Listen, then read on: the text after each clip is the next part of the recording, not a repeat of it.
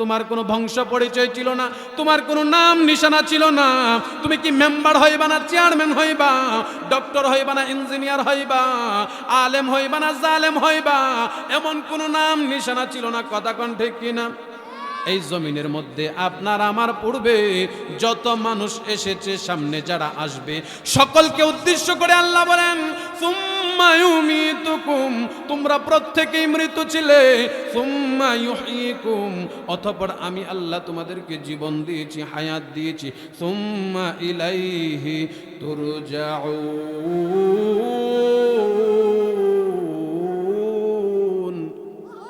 জুরাকান আল্লাহু আকবার। আল্লাহ বলেন পুনরায় আবার তোমাদেরকে আমি আল্লাহর কাছে ফিরে আসতে হবে। যেতে হবে কি হবে না? অমুসলমান বাবার খবর নেও, দাদার খবর নেও, যারা এই দুনিয়াতে বাড়ি বাড়ি করতো, বিশাল আলিশান বিল্ডিং বানাইছে, সুন্দর সুন্দর বাড়ি বানাইছে, ঘর বানাইছে, বাড়ির সামনে গেইটে নাম লেখা আব্দুর রহমান, আব্দুল করিম নাম লেখা থাকে কি থাকে না? খবর নেয়া দেখো আব্দুল করিম বাড়িতে নাই, আব্দুর রহিম বাড়িতে নাই, রহিমা খাতুন বাড়িতে নাই। একটা সময় তারা এই বাড়ির জন্য, এই ঘরের জন্য কম করে নাই, জীবন যৌবন সব একটা ঘর নির্মাণের পিছনে ব্যয় করে ফেলে, আছে না নাই? হায়াতে জিন্দেগির 50 বছর 60 বছর সময় প্রত্যেকটা মানুষের মনের তামান্না, মনের আকাঙ্ক্ষা, সুন্দর একটা ঘর নির্মাণ করব, ভালো পজিশনে একটা বাড়ি বানাবো। আল্লাহ কয় দুনিয়ার মানুষ তুমি কেন বুঝো না? সুম্মা ইউমিতুকুম, তুমি ছিলাম মৃত, তোমার কোনো অস্তিত্ব ছিল না, আজকে তোমাকে আমি আল্লাহ অস্তিত্ব দিলাম, আর সেই অস্তিত্ব পাইয়া আমি আল্লাহকে ভুলে গেলাম। আমি আল্লাহর কথা স্মরণ করো না, আল্লাহকে মনে করো না। গোলাম শোনো শোনো, মনে রাখবা এই দুনিয়াতে যে রঙের গোড়া দৌড়াচ্ছ, এটাই তোমার শেষ নয়। সুম্মা ইলাইহি তুরজাউন।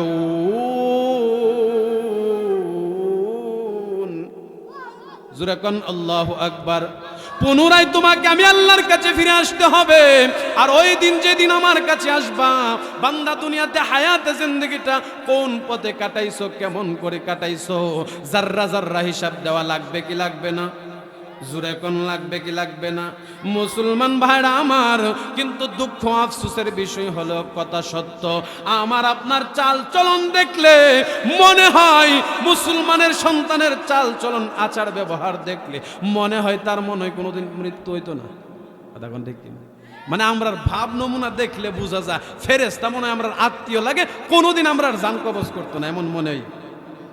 মানে আমাদের চাল চলন দেখা মনে হয়। কিন্তু ভাইরা আমার, কথা সত্য, আল্লাহ তাআলা বলেন পৃথিবীতে দুইটা বস্তু এমন আছে, এর মধ্যে মৃত্যু এমন একটা বস্তু যা সুনিশ্চিত। কথা কোন ঠিক কিনা? শুধু মুসলমান নয়, বেঈমান যত বেজাতি রয়েছে প্রত্যেকেই একটা জায়গাতে একমত যে একদিন মরতে হবে। কথা কোন ঠিক কিনা? এটার মধ্যে কারো কি নাই? অভিযোগ নাই, ইখতিলাফ নাই। দ্বিতীয় নাম্বার আরেকটা বিষয় এমন আছে, কোন দিন কার মরণ কোন জায়গায় হবে কেউ জানে না। কথা কোন ঠিক কিনা? মুসলমান ভাইরা আমার, বন্ধুরা আমার, পর্দার অন্তরালের মা, গভীর মনোযোগ দিয়া একটু কথাগুলো অনুধাবন করার চেষ্টা করুন গো মা, লম্বা সময় নষ্ট করব না। এ যুবক ভাই, মুরব্বী বাবা, শুনো, যেই হালতেই থাকো, যদি নেককার হালতে থাকো, তখনও তোমার মৃত্যু যদি আসে, মালাকুল মাউত তোমাকে নিয়ে যাবে, বদকার হালতে হলেও নিয়ে যাবে। কথা কোন ঠিক কিনা? না অনুমতি চাইলে একটু সুযোগ দিব? এ মুসলমান, ছোট্ট একটা কথা আপনাদের সামনে উপস্থাপন করলে বুঝে আসবে। আল্লাহর একজন নবী ছিলেন, যার নাম ছিলেন পয়গম্বর সুলাইমান আলাইহিমুস সালাম। নাম শুনছেননি? সুলাইমান নবী এমন একজন বাদশা ছিল, যিনার কথা শুধু মানুষ নয়, জীব জানোয়ার গুলো বুঝতো। জলিলুল কদর এক নবী হযরতে সুলাইমান আলাইহিমুস সালাম আল্লাহর ঘর বাইতুল মুকাদ্দাস নির্মাণ করতেছে। ভালো কাজ না খারাপ কাজ? মানে মসজিদ নির্মাণ করা, মসজিদ বানানো ভালো কাজ না খারাপ কাজ? ভালো কাজ। এমন একটা ভালো কাজের মধ্যে সুলাইমান পয়গাম্বর নিয়োজিত, নিজে কাজ করে এবং জিন্নাতদেরকে দিয়ে কাজ করায়, মানুষের দ্বারা কাজ নয়।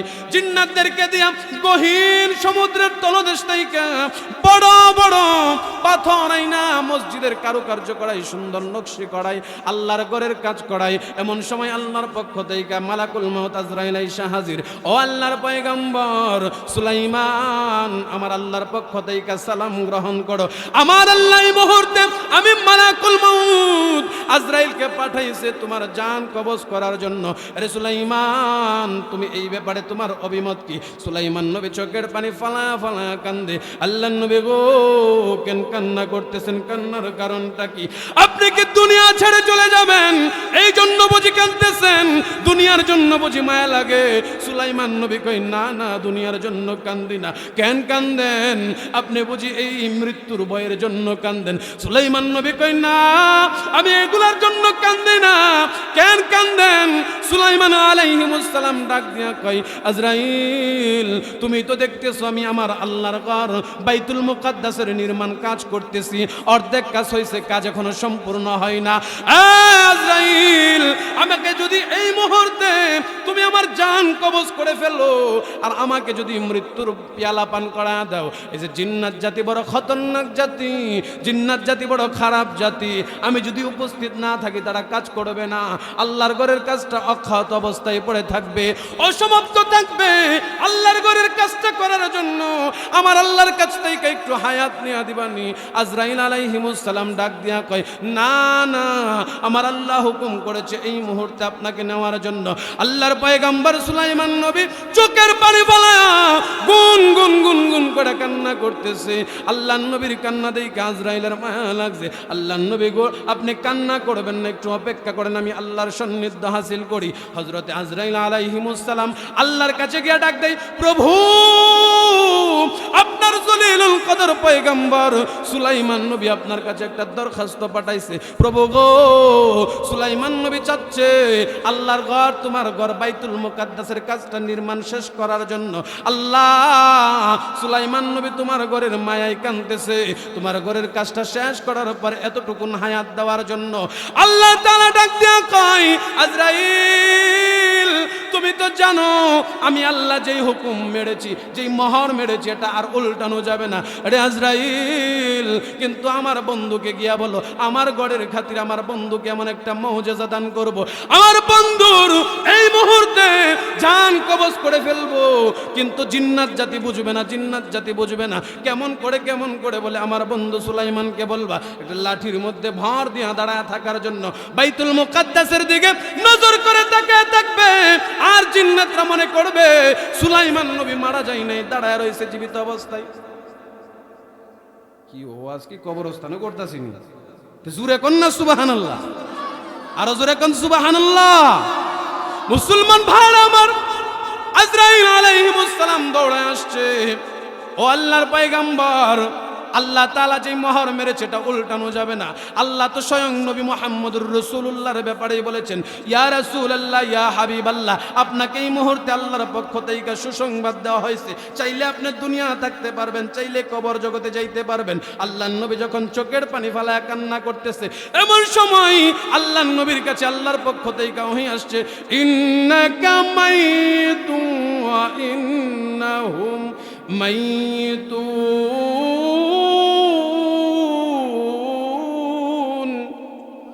ও পয়গম্বর, আপনি একদিন মৃত্যুবরণ করবেন, আপনার দুশমনরা একদিন মৃত্যুবরণ করবে। আল্লাহ নবীর আল্লাহ এই কথা বলতেছে।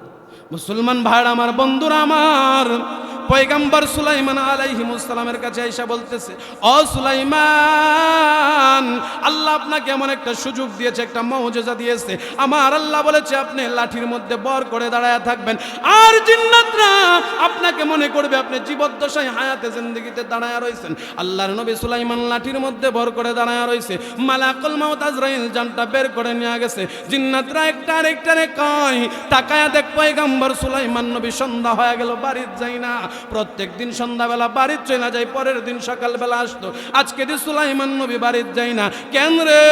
সুলাইমান নবীর কি হইল?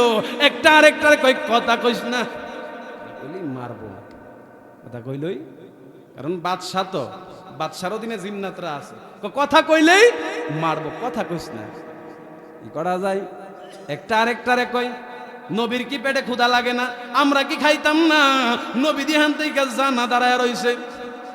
একটা আরেকটারে কই কিরে নবীর যদি পেটে ক্ষুধা না লাগে তোর আর আমার পেটের ক্ষুধা কি? নবী যদি এক দাঁড়াতে দাঁড়ায় থাকতে পারে তো তুই আর আমি কাজ করলে আপত্তি কি? কাজ কর, আল্লাহর ঘরের কাজ চালায় যা। সুবহানাল্লাহ কইতেন না?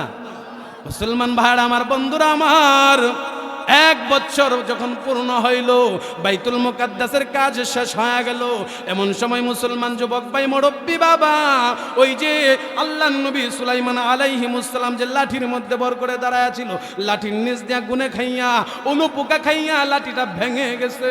সুলাইমান নবী দাঁড়াতেইকা পড়ে গেছে।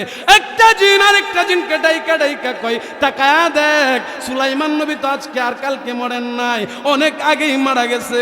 আমরা বুঝি মুর্দা নবীর অনুসারী কাজ করেছি, নবী তো অনেক আগেই মারা গেল, আমাদেরকে নবী একটা ধোঁকা দিছে। একদিন আর একদিন রে কয় একটু পরীক্ষা করা দরকার, কতদিন হইছে সুলাইমান নবী মারা গেছে। আল্লাহর নবী সুলাইমান কিভাবে মারা গেল, কেমন করে মারা গেল, এটা তালাশ করার জন্য, কতদিন হয়েছে মারা গেছে এটা বোঝার জন্য মুসলমান ভাইরা আমার, বন্ধুরা আমার, তদানীন্তন সময় জিন্নাত জাতি মিলা কিছু উলুপোকাই না একটা লাঠির মধ্যে লাগাই দিছে খাওয়ার জন্য। ওই লাঠিটা খাইতে খাইতে যে পরিমাণ সময় লাগছে তারা আন্দাজ করছে যে কমাজ কম 1 বছর সময় লেগেছে এই লাঠিটা কিছু উলুপোকা খাইতে। সুবহানাল্লাহ কইতেন না? 1 বছর আমার আল্লাহ সুলাইমান পয়গাম্বরকে দাঁড় করায় রাখছে। এই জন্য ভাই কার মরণ কোন জায়গায় কখন হয় কেউ বলতে পারে? কথা কন। সুখের সময় মরণ হয় না, দুঃখের সময় মরণ হয় না, খারাপ কাজে মরণ হয় না। এজন্য পায়ে হাত রাইখা বলবো, মরণ যদি ভালো অবস্থায় চান আল্লাহর কাছে বেশি বেশি ইস্তেগফার করতে হবে, নেক হালতে চলতে হবে। কথা কোন ঠিক কিনা? মুসলমান ভাইরা আমার, ছোট্ট একটা কথা বলবো, মনে যোগ দিয়া শুনবেন, গভীর মনোযোগ। ও পর্দার অন্তরালের মা, আজকে তোমার ভিতর কেন গুনাহ এত বেড়ে যায়, গুনার কথা এতক্ষণে মনে পড়ে যায়। ও যুবক ভাই মুরব্বী বাবা, পর্দার অন্তরালের মা, নিজেকে কেন গুনাহ থেকে বাঁচায় রাখতে পারো না? একটাই কারণ, মনের ভিতর কখনো মৃত্যুর কথা স্মরণ হয় না। আল্লাহর নবী বলেছেন, ক্বালা রাসূলুল্লাহ সাল্লাল্লাহু আলাইহি ওয়াসাল্লাম, আল কাইয়িসু মান দানা নাফসাহু ওয়া আমিলা লিমা বাদাল মাউত ওয়াল আজিজু মান আতবা নাফসাহা ওয়া তামান্না আলাল্লাহ। পৃথিবীর মধ্যে ওই ব্যক্তি বুদ্ধিমান যে বেশি বেশি মৃত্যুর কথা স্মরণ করে। জোরে কোন কিসের কথা? আল্লাহর নবীর একজন সাহাবী, নাম ছিলেন তার হযরত উসমান গনি রাদিয়াল্লাহু তাআলা আনহু। নাম শুনছেন নি? দাম কম না বেশি? আমরা সমাজের উসমান গনির মতো, যিনি জান্নাতের টিকিট পাইছেন। জান্নাতের কি পাইছেন? টিকিট পাইছেন। সুবহানাল্লাহ। আমরা কি পাইলাম মিয়া? আমরা তো কিছুই পাইলাম না, কিন্তু আমাদের চাল চলনে মনে হয় আমরা অনেক কিছু পেয়ে গেছি। আল্লাহর নবীর সাহাবী, জান্নাতের টিকিট পানেওয়ালা, নবীজির জামাতা হযরত উসমান গনি রাদিয়াল্লাহু তাআলা আনহু। আল্লাহর নবীর দরবারে যখন জান্নাত জাহান্নামের বয়ান হইতো, হযরত উসমান কান্না করতো না, চোখ দিয়া পানি বের হইতো না, হযরত উসমানের মনের মধ্যে আঘাত লাগতো না। কিন্তু আল্লাহর নবীর সাহাবী, জান্নাতের টিকিট পানেওয়ালা সাহাবী, যখনই কবর দেখতো, কবরের সামনে দাঁড়ায়া দাঁড়ায়া মাথাটা দেওয়ালের মধ্যে, কবরের মধ্যে টাকায়া টাকায়া চোখের পানি বায়া বায়া পড়তো আর গুনগুন গুনগুন করে কান্না করতো। সাথী সঙ্গীরা বলতো, উসমান, আল্লাহর নবী যখন, বিশ্ব নবী যখন জান্নাত জাহান্নামের বয়ান করে আপনি তখন কান্দেন না, তখন কিছু বলেন না? আরে উসমান, আপনার কি তখন ঘরে কান্নার ভয় হয় না, কান্নার কথা মনে হয় না?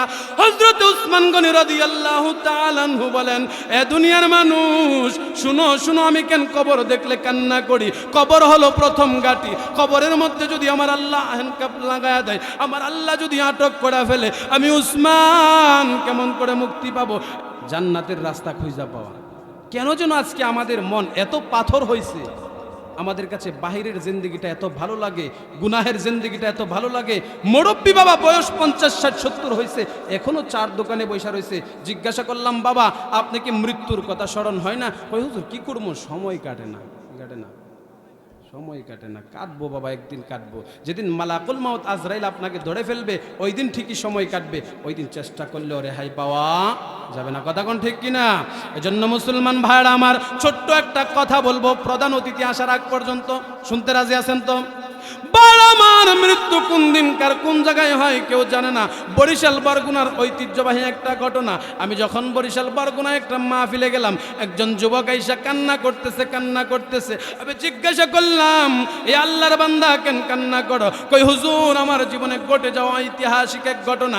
কেমন ঘটনা বলো না রে যুবক? কই হুজুর, আমি যখন ছোট্ট ছিলাম, আমার বয়স মাত্র 5 থেকে 7 বছর ছিল, আমার আব্বা দুনিয়ার বাড়ি থেকে চলে গেছে। আমার আম্মা অন্যের বাড়িতে কাজ করে। কি করে? অন্যের বাড়িতে কাজের বুয়া আর কি। আমার আম্মা অন্যের বাড়িতে কাজ কইরা কিছু টাকা উপার্জন করে মাসে মাসে মালিক যে বেতন দেয়, এই টাকাগুলো আমার আম্মাকে আমি দেখেছি একটা পাতিলার মধ্যে, একটা পাত্রের মধ্যে জমা করে রাখতো। আমি আমার মাকে দেখেছি ওই পাতিলার মধ্যে টাকাগুলো জমাইতো। আমি একদিন বড় হওয়ার পর আমার আম্মাকে জিজ্ঞাসা করলাম, আম্মা জান, এই টাকাগুলো কেন জমাইছেন? কারণটা ভালো কিছু এটা দিয়ে ব্যবস্থা করে দেব। বলে ভালো কিছুর ব্যবস্থা হয়ে গেছে, কিন্তু মা আর তখন ছিল না। তাহলে বোঝা গেছে পৃথিবীতে যত স্বপ্ন থাকে, আশা থাকে, আকাঙ্ক্ষা থাকে, সব থেকে যাবে, থাকবো না একদিন আপনি আর আমি। কথা কোন ঠিক কিনা? এই জন্য মুসলমান মাটির সাথে যেহেতু মিশেই যাব, নিজেকে জমিনের উপর যতদিন রাখবো মাটির সাথে মিশিয়ে রাখার চেষ্টা করব। আমিত্ব ভাব, বরত্ব ভাব প্রকাশ করব না। কথা কোন ঠিক কিনা? হায়াতে জিন্দেগিতে যতদিন বাঁচবো আলেম ওলামাদেরকে সম্মান করব, কদর করব। আজকে আফসোস লাগে, দুঃখ লাগে, আপনাদের এখানে নাই। আপনাদের এখানে আলহামদুলিল্লাহ আলেমদেরকে যথেষ্ট সম্মান করতেছেন, যথেষ্ট কদর করতেছেন। আমরা দেখতে পাই বিভিন্ন জায়গাতে আলেমদেরকে মঞ্চের মধ্যে কষ্ট দেওয়া হয়, আঘাত দেওয়া হয়, হয়রানি করা হয়, বিভিন্নভাবে টর্চার করা হয়। হয় কি হয় না? বিভিন্ন মিডিয়ার মাধ্যমে আপনারা দেখতে পান না? গতকালকের ঘটনা, বাংলাদেশের একজন দায়ী ইলাল্লাহ, যিনি আল্লাহর জন্য কথা বলেন, আবু তোহা মোহাম্মদ আদনান। উনি ভালো একজন দায়ী, মানুষকে দিনের পথে ডাকেন, দিনের কথা বলেন। উত্তরবঙ্গে গতকালকে ভিডিও দেখলাম, খুব দুঃখজনক। ওই ব্যক্তিটাকে এত পরিমাণ প্রহার করেছে, পরনের জামাগুলা পর্যন্ত ছিঁড়ে ফেলেছে। নাউজুবিল্লাহ বলবেন না? এটা কি একজন আলেমের সামনে মানায়? একজন আলেমকে যে হাত দিয়ে আপনি আঘাত করলেন, প্রহার করলেন, আল্লাহ যদি নারাজ হয়া আপনার এই হাত ভেঙে দেয়, পৃথিবীর কোনো শক্তি আপনার হাত বাঁচিয়ে রাখতে পারবে? সম্ভব হবে? কথা কন। এজন্য আলেমদের সাথে কটু ভাষায় কথা বলবেন না। কথা কন ঠিক কিনা? আলেমরা হবেন নবীর ওয়ারিস। আলেমরা আপনাদেরকে, আমাদেরকে জান্নাতের পথ দেখাবেন। কিসের পথ?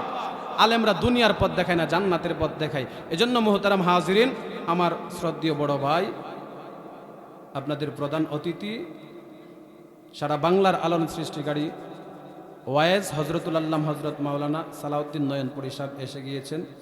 উনি কথা বলবেন। আল্লাহ আমি যা কিছু বলেছি ইহা বুঝে শুনে আমল করার তৌফিক দান করুক, বলেন আমিন। আমি আসলে দূরের কেউ না, আপনাদের পার্শ্ববর্তী এলাকা জামালপুর, শুধু পরিচয়ের জন্য এখানে আসা বসা। আল্লাহ আমাকেও কবুল করুক, আপনাদের এই মেহনতকে আল্লাহ কবুল করুক, বলেন আমিন। ওয়া আখিরি দাওয়ানা আনিল হামদুলিল্লাহি রাব্বিল আলামিন। আসসালামু আলাইকুম ওয়া রাহমাতুল্লাহি ওয়া বারাকাতুহু।